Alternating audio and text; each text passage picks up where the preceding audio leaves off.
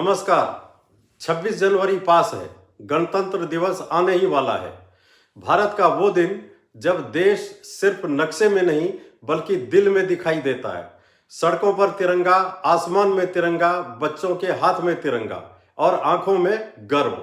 गणतंत्र दिवस पर भारत का नजारा सच में देखने लायक होता है। धरती पर परेड, हवा में परेड और दिलों में देश का सम्मान। खुशी भी होती है, गर्व भी होता है और सबसे बढ़कर उमड़ती है देश भावना। ये देश भावना उस दिन सिर्फ सैनिकों और नेताओं तक सीमित नहीं रहती। उस दिन पड़ोसी, दुकानदार, छात्र, प्रोफेसर, रिक्शा वाला, डॉक्टर, वकील सब कहे उठते हैं हम भारतीय हैं। और मजेदार बात यह है कि इस दिन देशभक्ति उन लोगों में भी जाग उठती है जो साल भर तिरंगे से ज्यादा तिरंगा प्लास्टिक बैग में देख लेते हैं, जो साल भर राष्ट्रगान सिर्फ फिल्मों के पहले सुनते हैं और वो भी आधा। पर उस दिन सबकी आवाज भर जाती है भारत माता की जय से। समाज विज्ञान में इसे कहते हैं एक दिन की भावनात्मक ऊर्जा का विस्फोट। लेकिन कहानी यहीं खत्म नहीं होती, क्योंकि भारत में कोई भी बड़ी भावना बिना राजनीति के पूरी नहीं होती। गणतंत्र दिवस पर भावनाएं भी निकलती हैं और बयान भी। नेता आते हैं, हाथ जोड़ते हैं, लोगों को प्रणाम करते हैं और देशभक्ति का पूरा सप्लाई चेन मैनेजमेंट सक्रिय हो जाता है। हर पार्टी दावा करती है देश हमसे चलता है, और मजेदार बात यह है कि यह दावा कोई एक पार्टी नहीं करती, यह सुविधा सबको उपलब्ध है। फिर शुरू होता है असली खेल। असली देशभक्त कौन?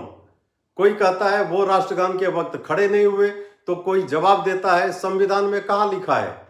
और हर साल गणतंत्र दिवस के आसपास देशभक्ति का एक राष्ट्रीय प्रतियोगिता संस्करण चालू हो जाता है।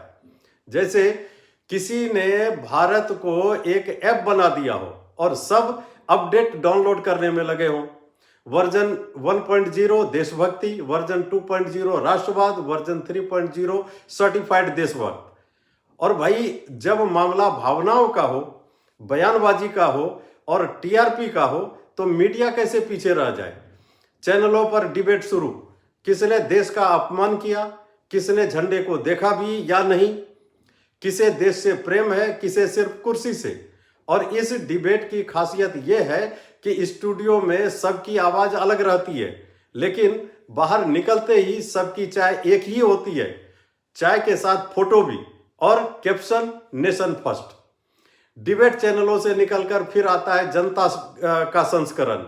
चाय की दुकानों पर चर्चा, फला देशभक्त है, फला नहीं है, फला ने झंडा ऊंचा किया, फला ने नहीं किया। यह भारत है साहब। यहाँ देशभक्ति भावनात्मक भी है और मनोरंजक भी। लेकिन भीड़, बयानबाजी और व्यंग्य के बीच एक सच्चाई रहती है। गणतंत्र दिवस सिर्फ एक छुट्टी नहीं, एक परेड नहीं, एक औपचारिकता नहीं।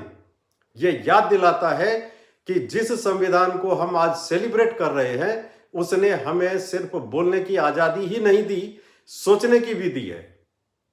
जरूरत सिर्फ इतनी है कि देशभक्ति को एक दिन की भावनात्मक ज्वाला से 365 दिन की जिम्मेदारी में बदल दिया जाए।